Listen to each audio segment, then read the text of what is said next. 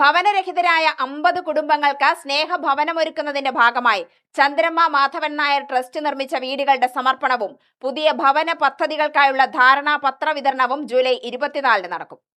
24 രാവിലെ 10 ഒറ്റപ്പാലം KM ഓഡിറ്റോറിയത്തിൽ നടക്കുന്ന ചടങ്ങിൽ മുഖ്യമന്ത്രി VD സതീശൻ ഭവന സമർപ്പണം നിർവഹിച്ച ഗുണഭോക്താക്കൾക്ക് താക്കോൽ കൈമാറുമെന്ന് ട്രസ്റ്റ് ഭാരവാഹികൾ വാർത്താസമ്മേളനത്തിൽ അറിയിച്ചു.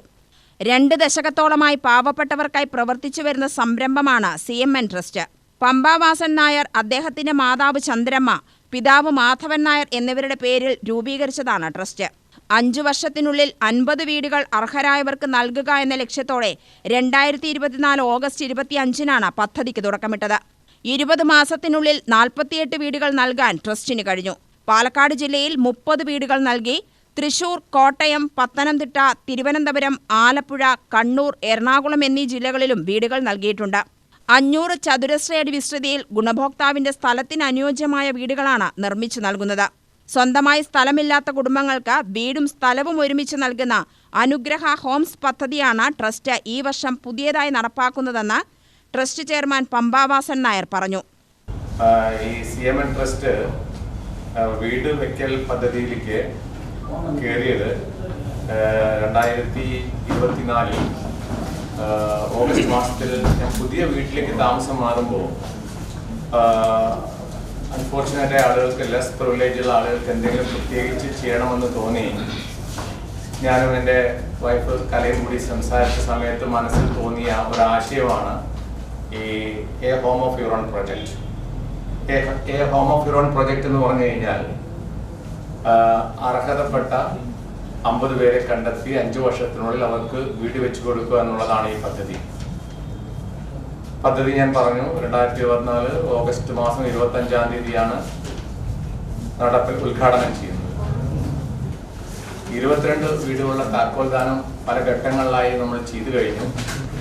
ഇപ്പോൾ 13 ഈ വരുന്ന ജൂലൈ 24-ാം തീയതി നമ്മുടെ പ്രിയങ്കരനായ ബഹുമാനായ മുഖ്യമന്ത്രി താക്കോൽദാനം ചെയ്യുന്നത്.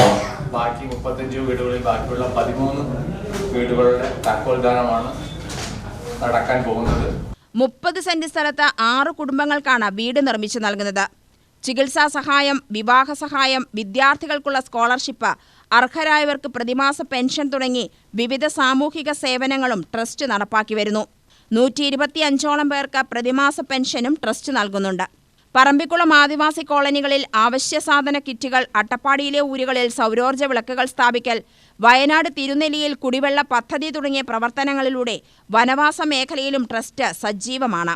24-ന് നടക്കുന്ന ചടങ്ങിൽ ട്രസ്റ്റ് ചെയർമാനും ഗൾഫ് വ്യവസായ സംരംഭകനും ജീവകാരുണ്യ പ്രവർത്തകനുമായ പമ്പാവാസൻ നായർ അധ്യക്ഷത വഹിക്കും.